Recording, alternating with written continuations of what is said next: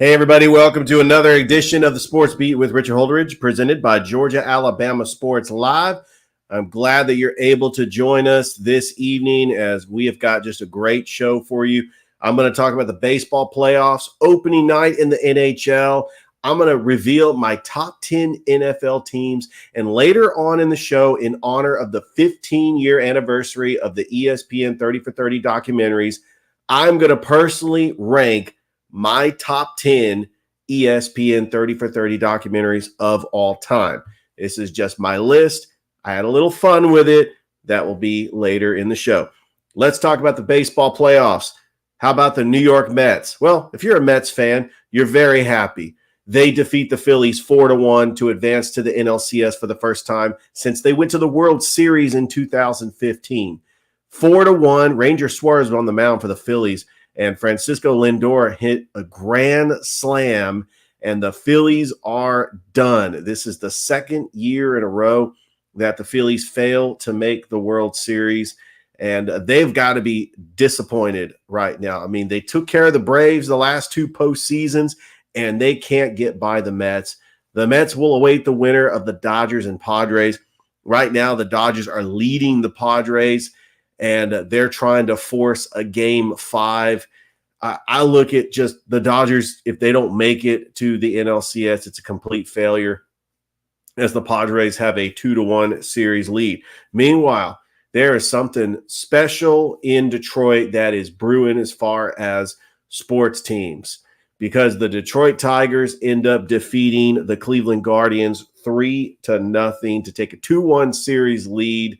And I talked all along on this show that the city of Detroit, the Michigan market, has caught fire because it's spreading to the other sports, like with the Michigan Wolverines and the Detroit Lions. Now you got the Tigers, who have not been to the World Series since 2012. They are one game away from advancing to the ALCS. So congratulations to them. The New York Yankees, they take a 2-1 series lead against the Kansas City Royals thanks to a go-ahead home run by Giancarlo Stanton. And this is another team. If the Yankees don't make it to the World Series, it is a complete failure. And so the baseball playoffs are exciting. I really don't know who I really want to root for. There's just some good storylines. We've got some small market teams. We got some big market teams. And I know that we want to see superstars in this thing. I mean, you've got plenty of superstars to go around. You got Bryce Harper. Well, no, not anymore. We got Shohei Ohtani. We've got Aaron Judge. I think that's why a lot of people want to see the Dodgers and the Yankees. But yeah, back to Bryce Harper. Very disappointing that, the Phillies with their pitching staff and Bryce Harper, the superstar, they failed to get out of the divisional round of the baseball playoffs. All right, the NHL opening night took place last night, and the defending Stanley Cup champion Florida Panthers took care of business against the Boston Bruins 6-4, thanks to 2 goals by Sam Bennett. Some of the other scores from yesterday, we had the Utah Hockey Club. How about the new, not expansion team, they're the former Arizona Coyotes. They defeat the Chicago Blackhawks 5-2. And so just a great win for that new NHL franchise in Utah that calls themselves the Utah Hockey Club. Also, the St. Louis Blues ended up beating the Seattle Kraken 3-2. Some of the games today, the New York Rangers ended up defeating the Pittsburgh Penguins 6-0. You had the Montreal Canadiens defeat the Toronto Maple Leafs 1-0. You had the Vancouver Canucks leading the Calgary Flames. You got the Winnipeg Jets taking on the Edmonton Oilers, and then the Vegas Golden Knights taking on the Colorado Avalanche. I'm just glad hockey is back. We got NBA preseason going on. The WNBA Finals is set. It is the Minnesota Lynx taking on the New York Liberty. And we've got some NFL coming up this week. It's week 6, as tomorrow the Seattle Seahawks are hosting the San Francisco 49ers. The 49ers are in deep trouble. This is a team that their Super Bowl window is closing. It's almost closed. Talona Hufanga is going to be on the IR. Jake Moody is out with an injury. I mean, they are one Trent Williams or Kyle Juszczyk injury away from blowing it all up. And I do think that they are relied heavy on Trent Williams and Kyle Juszczyk to actually do what they want to do as far as the offense that Kyle Shanahan runs. But they're 2-3, and 2 of those losses were blown double-digit leads. Inexcusable, especially to division rivals. That is not going to get it done. The 49ers are better than that. Now, Brock Purdy's having a great year. He is going to get paid. Brandon Ayuk is starting to earn his contract. The leading receiver right now is Juwan Jennings. As for the Seattle Seahawks, they kind of went back to earth after losing to the New York Giants. I'm thinking Geno Smith, even though he leads the NFL with passing yardage, he's just not an elite quarterback that can actually overcome some of the flaws. And, the Seahawks do have a couple of injuries. The 49ers are a slight favorite, 3.5 favorite, in fact. And ever since Russell Wilson left the Seahawks, the 49ers have owned the Seahawks in the regular season. And I expect them to win this game just because they are the better team. They're not intimidated by the 12th man in the Pacific Northwest. I've seen Seahawks-Niners games get out of hand. This used to be an incredible rivalry 10 years ago. In fact, I loathe the Seattle Seahawks, despise them. Richard Sherman, even though, he eventually became a 49er, I did not like him as a Seahawk. I didn't like Russell Wilson. I didn't like Doug Baldwin. I didn't like Cam Chancellor, Earl Thomas. I thought that they were just a team that could have easily been a dynasty if it wasn't for the Malcolm Butler interception. I still don't understand why they didn't run Marshawn Lynch at the goal line, but hey, the Seahawks only had the one Super Bowl championship, so they missed out on their dynasty, and I don't think they've ever recovered from that. I really don't think that the Seahawks have recovered from throwing at the goal line. And let's be honest, they have been a lucky team. I remember in the NFC Championship that the 49ers dominated the Seahawks. Just out the gate, Alden Smith ends up sacking Russell Wilson. Colin Kaepernick runs all the way to the goal line. Frank Gore puts it in. The 49ers are up 10-0. If it wasn't for a Marshawn Lynch 50-yard run, I don't think the Seahawks would have been in that game because, in my opinion, that 2013 NFC Championship, the 2013 season, it was the 2014 NFC Championship. The 49ers were the better team. I love this rivalry. I can't wait. Thursday Night Football. If it was anything like the Thursday night game last week between the Falcons and the Buccaneers, you're in for a treat. And hopefully the 49ers can get the win. Speaking of the Falcons, they take on the Carolina Panthers in Charlotte. Beware, they are a 6-point favorite. I like what Kirk Cousins is doing in the offense. He's got some confidence. The Falcons are currently in first place. The Buccaneers are having to play the Saints, by the way, and the Saints just named Spencer Rattler the starting quarterback. I think the Falcons win this game, but it's going to be a little bit closer. It's because it's the Carolina Panthers. They are playing in Charlotte. Carolina is going back to Bryce Young. So if Bryce Young has a great game, then hats off to him. And hopefully the Falcons can get the win. Rookie quarterbacks, they're doing pretty good. Jalen Daniels, he is awesome. I think he's going to win Offensive Rookie of the Year. Caleb Williams is starting to come around. Bo Nix has won 3 straight games.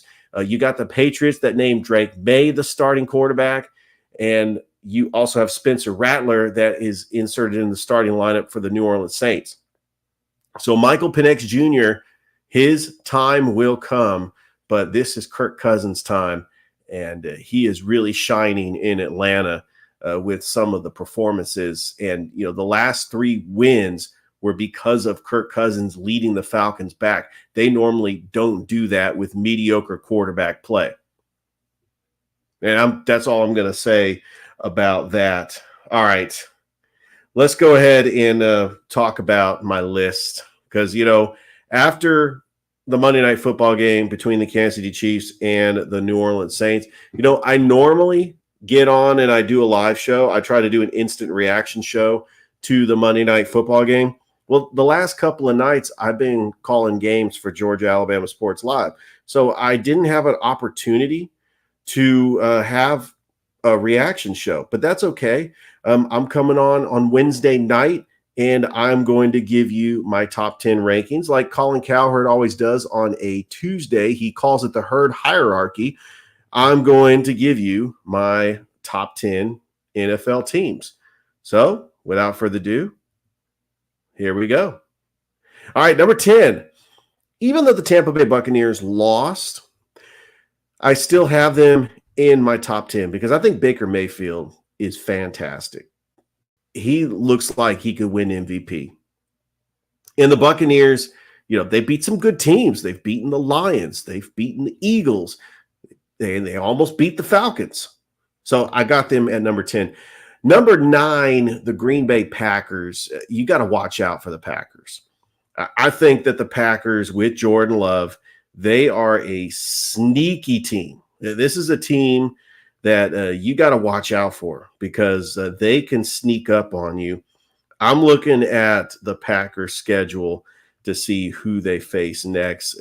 They did lose to the Vikings, but they beat the Rams last week. And, the Green Bay Packers, Jordan Love, he's got 5 interceptions, but, I still believe that Jordan Love is the quarterback in Matt LaFleur's system. All right, so they do play the Cardinals at home. And so I think that they end up getting the win there. But I'm very interested to see that matchup between Kyler Murray and Jordan Love. All right, number 8 is the Buffalo Bills. That they started off 3-0. They have lost 2 straight, but they have lost to very good NFL teams. They should end up getting back in the win column with the win over the Tennessee Titans. Number 7, the Atlanta Falcons. And what can you say? They started 1-2, and they should have beat the Chiefs. I honestly think they should have beat the Steelers in week 1.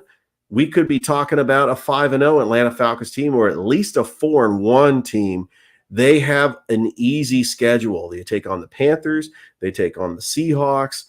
I think the Falcons could win this division, get in the playoffs, and host a home playoff game. All right. Number 6, the Washington Commanders. Coming out of nowhere, Jaden Daniels looks amazing. He's got Terry McLaurin. He's got Brian Robinson. The O-line is solid. The defense is pretty good. And Dan Quinn might be in the running for Coach of the Year. Cliff Kingsbury just being the OC. He has been a quarterback whisperer. We've seen his accolades. I think that Jaden Daniels just has somebody he trusts. And I think that the Washington Commanders not only win the NFC East, but they make the playoffs. I mean, this has got to be a great moment for Washington to finally have their quarterback. And he looks like he's going to be a superstar. That game against the Baltimore Ravens this Sunday is going to be massive. I cannot believe they didn't flex that game to Sunday night because I went to school up in Maryland. I got friends that live in Maryland. You don't have no idea how big that rivalry is between Washington and Baltimore. Not just the Commanders and the Ravens, but I'm talking about like when the Nationals play the Orioles, when Georgetown plays Maryland, it is a huge rivalry to have a DC team take on a team from Maryland. And I was part of it. I lived it when I went up to school there. All right. Speaking of Baltimore, the Baltimore Ravens at number 5. Yeah, they started 0-2, but the Ravens are starting to come around, and they're looking like they could be a contender in the AFC. All right, number 4, the Houston Texans. However, Nico Collins is going on the IR. Does this change C.J. Stroud and how he plays? I still think that, he's got Tank Dell. He's got Stephon Diggs. He's got weapons. And the Houston Texans, culture-wise, are a very good football team. And I am very, very interested to see what they do. They take on the New England Patriots in Foxborough this Sunday. Drake May is going to be the starter for New England. So that will be an interesting matchup. Number 3, the Detroit Lions, fresh off a bye. Their only loss was to the Tampa Bay Buccaneers. But you look at what the Lions have done. They are a solid organization that's, by the way, in a tough division because even the Bears are 3-2. You got to watch out for that. I can't wait for that game against the Minnesota Vikings. But they do play the Cowboys. Even though I picked that the Cowboys were going to win because they were at home, I could see the Detroit Lions getting the win over Dallas. And then, they got a showdown with Minnesota coming up. Well, the Minnesota Vikings are my number 2 team, and it's not because they're undefeated. It's because they're beating really good teams. The Green Bay Packers, the Houston Texans, and really the Giants are actually not that bad. So they beat them in week 1. They beat the 49ers, even though they always beat the 49ers in Minnesota. Sam Darnold might be an MVP candidate, and that defense is absolutely rock solid with the defensive coordinator, Brian Flores, who is going to get a head coaching job. He is going to be a top candidate to get a head coaching job somewhere. Vikings are on a bye this week because, they just got finished playing the Jets in London. So can they keep this up? Because they do take on the Detroit Lions in 2 weeks. We will find out. All right. The number 1 team, until anybody else says otherwise, it's the Kansas City Chiefs. Look, the way they just toyed with the New Orleans Saints on Monday Night Football, where they could just do whatever they wanted offensively. Patrick Mahomes throws for 331 yards. And you had Juju Smith-Schuster, who they just signed this year. He was on that Super Bowl team 2 years ago. He goes to New England. It doesn't work out. The Chiefs said, hey, just come on back. They did this to Nico Hardman last year. That's what the Chiefs do. It's the Chiefs culture. And Juju Smith-Schuster had 7 receptions for 130 yards. Rashee Rice is going to be out for a while. Hollywood Brown's going to be out for a while. Xavier Worthy is still a rookie. But now I think that Patrick Mahomes has a deep threat. And it doesn't really matter who the receiver is because Patrick Mahomes is such a superstar that he erases a lot of flaws. And the Kansas City Chiefs, I think they are going to three-peat. They are the best team in the NFL, and it's not even close. I don't think there's anybody else in the stratosphere of the Kansas City Chiefs because you remember, last year was their bad year. Last year they were supposed to fall off, and they won the Super Bowl anyway. So, come on. They do play the 49ers in 2 weeks, but let me tell you something. Andy Reid never loses off a bye. I think they beat the 49ers. It's because Andy Reid off a bye is pretty much automatic, like the Eagles tush push. All right, that was my top 10 NFL teams. Remember, every week, which I'm going to start doing the show on Wednesday nights because a lot of Monday nights and Tuesday nights I'm calling games, so I want to just get a show in.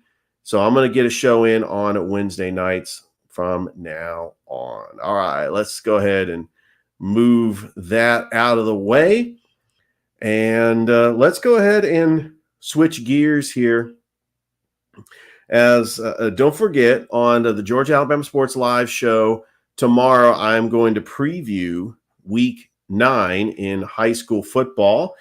I'm going to also talk about the new 2025 Chattahoochee Valley Sports Hall of Fame class. I'm going to break down all the inductees, the 6 names. I'll go ahead and I'll throw the names out there. I'll go into more detail on tomorrow's show. Tijuana Williams, the basketball player that played at Jordan, Adam Thomas, the Pacelli head baseball coach and CVCC baseball coach, Tipton Petey, who is a football player in the early 1900s, Gary Ingram, who played for the Dodgers and the Angels, played at Columbus High. He's currently a hitting coach with the Colorado Rockies. Tim Fanning, who won 8 championships with the Glenwood Gators. And then James Jim Creek, the legendary head basketball coach of the Jordan Red Jackets. Those are your Hall of Fame inductees. And I was excited that I got to be a part of the 2024 class. I went to the induction ceremony where we had the dinner, and I want to thank Dave Plata for the tickets. I want to try to get Dave Plata on the show either this week or next week just to talk about this upcoming class and what they mean to the community. And congratulations to the Columbus State State Lady Cougars for getting the 3-2 victory over Catawba College earlier this afternoon at the Walden Soccer Complex. Just so much sports to get into. I went through, college football. I do want to say that West Georgia is playing Central Arkansas. On yesterday's show, I kind of lost my train of thought. I was going through the schedule. I had my computer open on my other screen, going through the schedule, trying to find out who West Georgia was playing. And unfortunately, I couldn't get to it. And, they were playing Central Arkansas. And I apologize for anybody that actually follows West Georgia. What I like doing on the show, I want to give love to those FCS schools around the Georgia and Alabama area, because you never know. A lot of these FCS schools are broadcasted on ESPN Plus.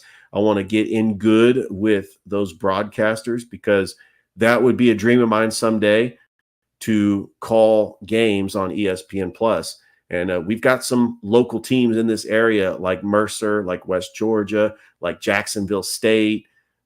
I'm hoping that someday, UAB, Troy, I'm hoping someday that could be a possibility. All right, let's switch gears and let's talk about the ESPN 30 for 30 documentary. I love the ESPN 30 for 30 documentary. When it came out in 2009, as this is the 15-year anniversary, they had a special on ESPN Plus. I remember getting a box set for Christmas, the DVDs for Volume 1 and Volume 2 for ESPN 30 for 30, and I was so excited. This was before streaming. This was before they were on Netflix and they were on ESPN Plus. None of that existed, and I would just binge watch these. And some of them are my favorites. Now, some of them I'm not really all that interested in, and I haven't watched them. But this is my top 10 that are my favorite, that I have watched over and over and over again. But let's go ahead and start with the first one. Number 10 is One Night in Vegas. Now, this one's hard to find. It's not on Netflix. It's not on ESPN Plus. I don't know if they just decided, you know what? Oh, let's just take this out of the collection, because this is not really a sports documentary. It is more based on Tupac. Just the premises. The boxing match between Mike Tyson and Bruce Seldon in September 7th of 1996 in Las Vegas. Tupac Shakur was there in attendance. And then outside of the hotel room, he is in a car with Suge Knight, and he gets shot. And a week later, he ends up dying. And they link Tupac with Mike Tyson and their similarities, how they were misunderstood. And yeah, it is kind of a sports documentary, but it kind of isn't. There's actually another documentary that I have in here that is kind of sports and music as well. All right. Number 9, The Bad Boys. Now, I'm not necessarily a Pistons fan, but this was a really good documentary. Nobody liked the Detroit Pistons. Nobody. And they were giving fits to the Lakers and the Celtics. I think that the Celtics, who had one of the greatest teams ever assembled, this was like a thorn in their side. The Pistons were just ruining the dynasty. But you had some scrappy players that, by the way, would not play in today's NBA. You had Rick Mahorn, Bill Laimbeer. You had Isaiah Thomas, Joe Dumars, John Sally, Mark Aguirre. Yeah, it was great. They were a great team. I love this documentary. It's actually narrated by Kid Rock. It just talks about how the Detroit Pistons came to be. It's a pretty good documentary. All right. Number 9. Did I say number 7? All right. This is actually number 8. Winning Time, Reggie Miller versus the New York Knicks. All right. How about that? Reggie Miller, Spike Lee, The Garden. I couldn't believe the Pacers ended up winning this series. And what Reggie Miller did, just the 6 points and like 2 seconds apiece, stole the ball, shot another 3. Oh, and just the choke sign and Spike Lee on the court. This was a great documentary. I love it. I'm not going to get too much into it. This took place in the 90s, 1994. They played the Knicks. The Knicks went to the NBA Finals. 95. The Pacers ended up playing the Knicks, but they ended up losing to the Magic in the Eastern Conference Finals. All right. I must have got these out of order, or I missed one of them. One Night in Vegas, the Bad Boys, Winning Time. Anyway. All right, number 6, Roll Tide, War Eagle. Now, this was ESPN Films. Yes, it does say 30 for 30. Well, I live in the South. I live in Columbus. I'm right on the border of Alabama. I know how big this is. My big thing is they should have made a sequel to this because this was created before the Kick Six. This was created just before, those battles between Alabama and Auburn. And then Alabama would go on to win even more national championships. It's a very good documentary because I didn't even know who Paul Feinbaum was until I saw this documentary. All right, moving on. All right, now I got the numbers. I was looking at my list. That was number 7. This is number 6. 4 Days in October. This could have been a movie. Well, it kind of was. Fever Pitch with Jimmy Fallon and Drew Barrymore. This was the most improbable sports story before 28-3. I'll be sorry, Falcons fans. The Boston Red Sox down 3-0 to the New York Yankees. And remember, they lost at Fenway Game 3, 19-8. If it wasn't for Dave Roberts stealing a base because he could have easily got thrown out, the game would have been over. Mariano Rivera goes on to pitch, actually in the 8th and the 9th, and Big Papi comes through. We all know the story. The Red Sox end up winning games 4 and 5 in Fenway. Curt Schilling with the bloody sock, and then Johnny Damon with the grand slam in Game 7. So this was an incredible sports documentary and one of my favorites.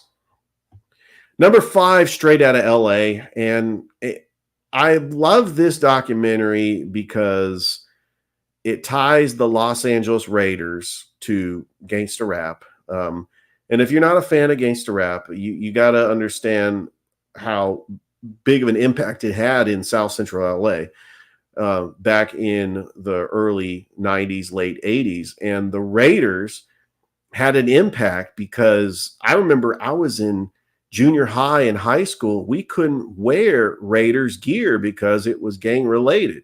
So this documentary talks about how NWA influenced the Raiders gear. And, they're trying to separate the two. The Raiders, the football team, with the NWA, the rap group.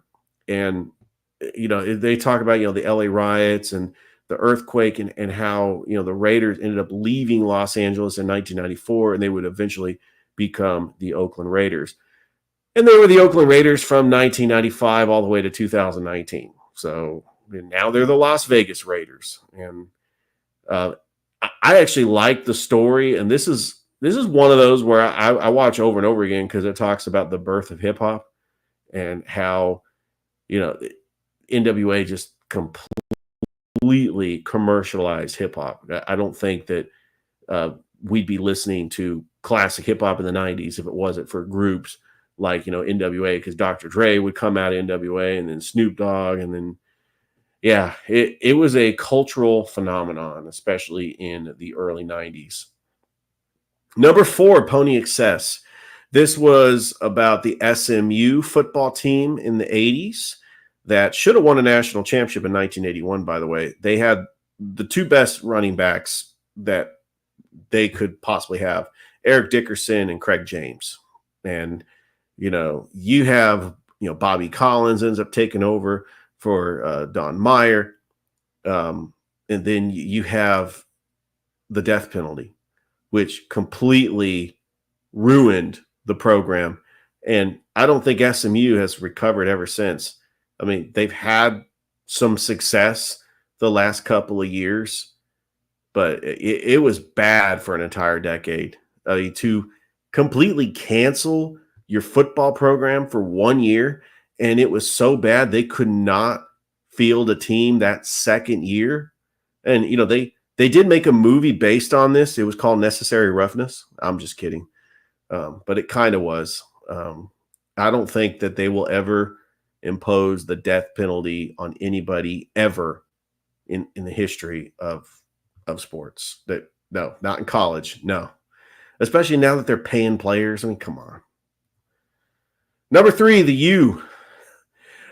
I tell you, they did make a part 2 on this.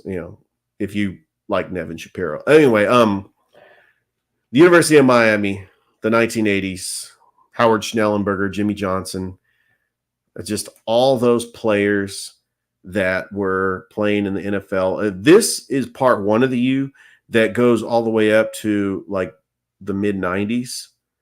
And then the U part 2 talks about the Miami Hurricanes in the early 2000s. But this, talks about, the 4 national championships, winning it in 83. They should have won it in 87. I don't know what happened there. They should have won it in 92, but they lost to Alabama. And, they won it in 91. I mean, so there were some good moments, and then there were some bad moments. And, they do talk about it all, just everything. And it's a very, very good documentary.